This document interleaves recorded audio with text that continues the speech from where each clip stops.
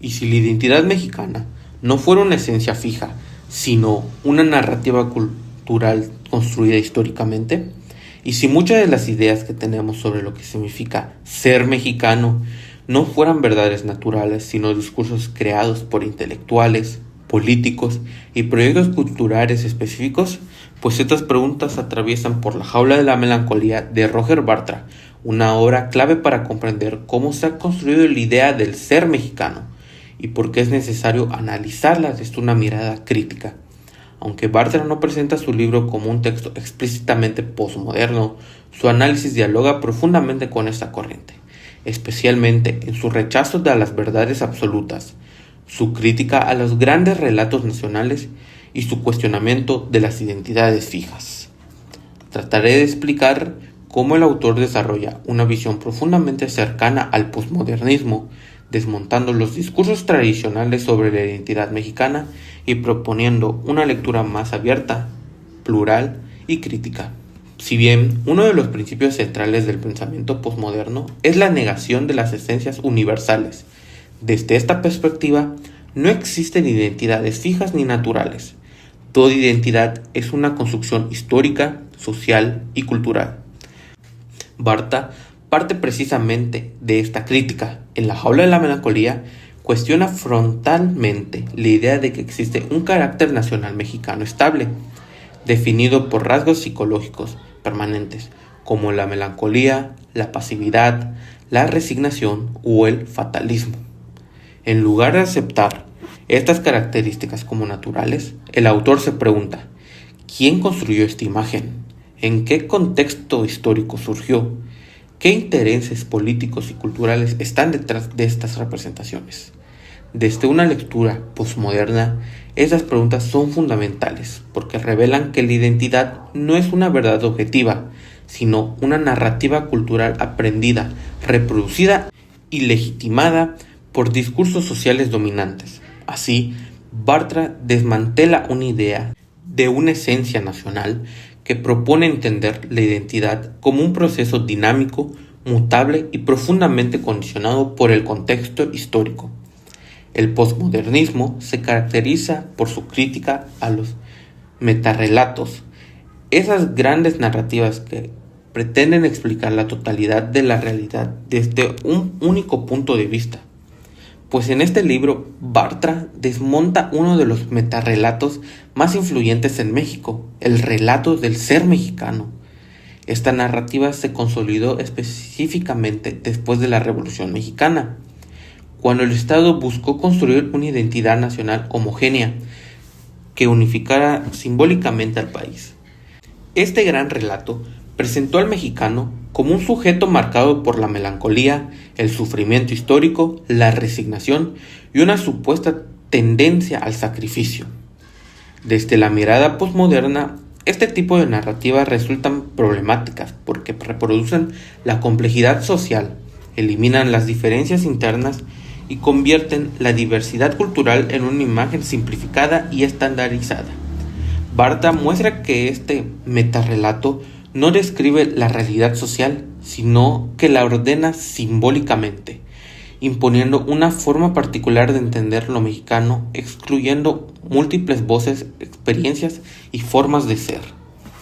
Uno de los aportes centrales del libro es demostrar que la melancolía no es un rasgo natural del mexicano, sino una construcción histórica cargada de ideología.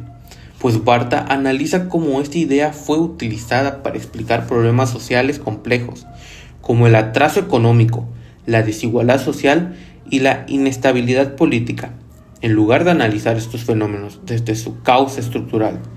Históricas, económicas y políticas se atribuyeron a una supuesta psicología colectiva. Desde la perspectiva posmoderna, este mecanismo puede entenderse como una forma de naturalización del poder. Los problemas sociales se representan como inevitables, como parte del carácter nacional y no como resultado de procesos históricos concretos. De este modo, la melancolía funciona como un discurso que legitima la desigualdad, normaliza la precariedad y justifica la pasividad social, convirtiéndose en un instrumento simbólico de control. pues la metáfora central del libro, La jaula de la melancolía, representa el encierro simbólico producido por los discursos identitarios. No se trata de una prisión física, sino de una estructura cultural que limita las formas posibles de pensar, interpretar y representar la identidad mexicana. Pues la jaula está hecha de ideas, símbolos, narrativas históricas y discursos académicos.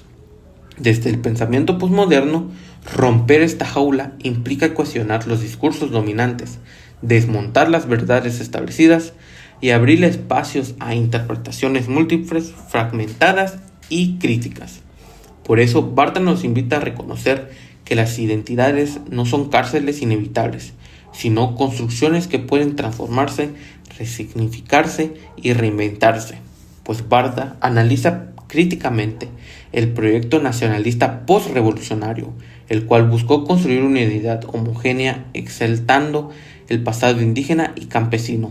Aunque este proyecto pretendía integrar simbólicamente a los sectores marginados, terminó produciendo una imagen idealizada, romántica y estática de la cultura mexicana. El indígena fue transformado en símbolo, pero no en un sujeto histórico real. Desde el enfoque posmoderno, este proceso puede entenderse como una fabricación cultural. Se seleccionan ciertos elementos del pasado, se exageran y se convierten en mitos fundacionales mientras se invisibiliza la diversidad real de la sociedad. Bartra realiza aquí una desconstrucción profunda del mito nacional, mostrando cómo el nacionalismo cultural opera más como una narrativa política que como una descripción fiel de la realidad. Otro eje central del libro es la relación entre identidad y poder.